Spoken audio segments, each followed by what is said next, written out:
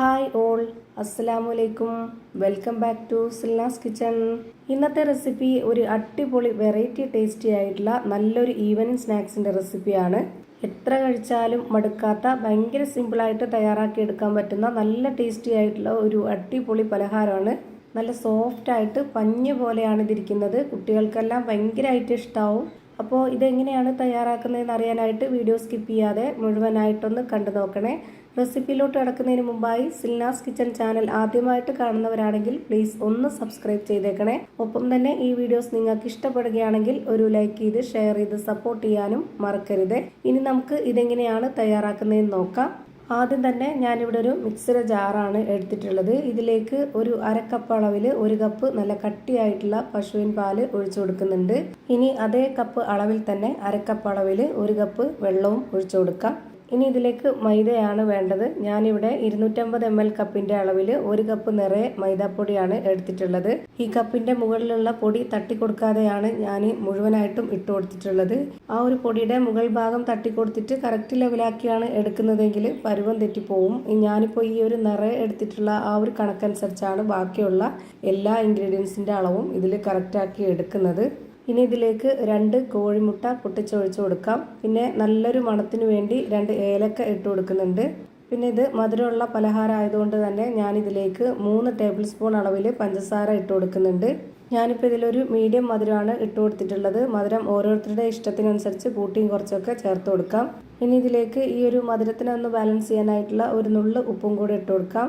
പിന്നെ ഇതിലേക്ക് 1 table spoon അളവിൽ നെയ്യും കൂടെ ഒഴിച്ചു കൊടുക്കുന്നുണ്ട്. ഇത് നമുക്ക് പലഹാരത്തിന് പ്രത്യേക ഒരു ടേസ്റ്റും ഒരു സോഫ്റ്റൊക്കെ കിട്ടും. നെയ്യ് തന്നെ ചേർത്ത് കൊടുക്കാൻ വേണ്ടി നോക്കുക, നല്ല ടേസ്റ്റാണ്. ഇനി ഇത് നല്ല പോലെ ഒന്ന് അരച്ചെടുത്തതിന് ശേഷം ഒരു പാത്രത്തിലേക്ക് ഒഴിച്ചു കൊടുക്കുന്നുണ്ട്. ഇതിലേക്ക് ഞാൻ വേറെ വെള്ളമൊന്നും ഒഴിച്ചു കൊടുത്തിട്ടില്ല. ഇതാണ് ഇതിൻ്റെ കറക്റ്റ് പരുവം. മൈദാപ്പൊടിക്ക് പകരം നിങ്ങൾക്ക് ഗോതമ്പ് പൊടിയിൽ വേണമെങ്കിലും ഇതുപോലെ ചെയ്തെടുക്കാവുന്നതാണ്. പക്ഷേ ഈ ഒരു രീതിയിൽ ചെയ്തെടുക്കുമ്പോൾ ഏറ്റവും ടേസ്റ്റായിട്ട് കിട്ടുന്നത് മൈദപ്പൊടിയിൽ ചെയ്യുമ്പോൾ തന്നെയാണ്. പിന്നെ നമ്മുടെ ഈ ഒരു പലഹാരം വല്ലാതെ കുഴഞ്ഞു പോവും. അപ്പോൾ അങ്ങനെ ആവാതിരിക്കാൻ വേണ്ടിയിട്ട് നമുക്കിതിലേക്ക് വറുത്ത അരിപ്പൊടി ഇട്ട് കൊടുക്കാം. 1 ടേബിൾ സ്പൂൺ അളവിലാണ് ഞാനിപ്പോൾ ഇതിലേക്ക് ഇട്ട് കൊടുത്തിട്ടുള്ളത്. അതിൽ കൂടുതൽ ഇട്ട് കൊടുക്കരുത്. എന്നിട്ട് ഇതുപോലെ വിസ്ക് വെച്ചിട്ട് നന്നായിട്ടൊന്ന് ഇളക്കി യോജിപ്പിക്കുന്നുണ്ട്. ഒട്ടും തന്നെ കട്ടകളൊന്നും ആവാതെ ഇതുപോലെ നന്നായിട്ട് ഇളക്കി യോജിപ്പിച്ചെടുക്കുക.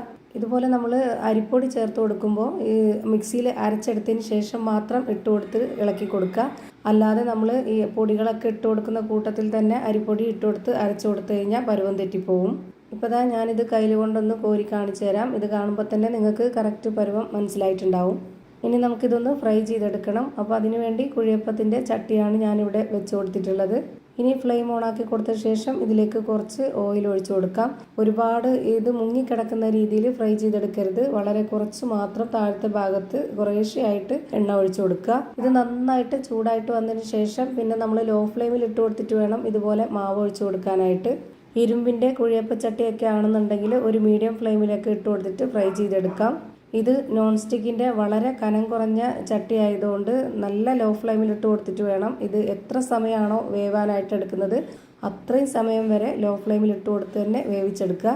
എന്നാലേ ഇത് കറക്റ്റ് പരുവത്തിന് വെന്ത് കിട്ടുള്ളൂ. ഇനി ഞാനിതുപോലെ ഒന്ന് അടച്ചു വെച്ച് കൊടുത്തിട്ടാണ് വേവിച്ചെടുക്കുന്നത്. ഒരു 2-3 മിനിറ്റ് നേരം ഇതുപോലെ വേവിച്ചെടുത്തതിന് ശേഷം ഇതൊന്ന് തുറന്ന് നോക്കാം. പിന്നെ നമുക്കിതൊന്ന് എല്ലാം തിരിച്ചിട്ട് കൊടുക്കണം. ഇപ്പോൾ ഇതിൻ്റെ ഒരു ഭാഗം നന്നായിട്ട് വെന്ത് കിട്ടിയിട്ടുണ്ട്. ഇതെല്ലാം ഇനി ഒന്ന് തിരിച്ചിട്ട് കൊടുക്കുന്നുണ്ട്. അതുപോലെ ഇതിൽ എണ്ണ കുടിക്കുന്നോർത്ത് പേടിക്കൊന്നും വേണ്ട. ഒട്ടും എണ്ണ കുടിക്കാത്ത നല്ല ടേസ്റ്റി ആയിട്ടുള്ള ഒരു അടിപൊളി പലഹാരമാണ്.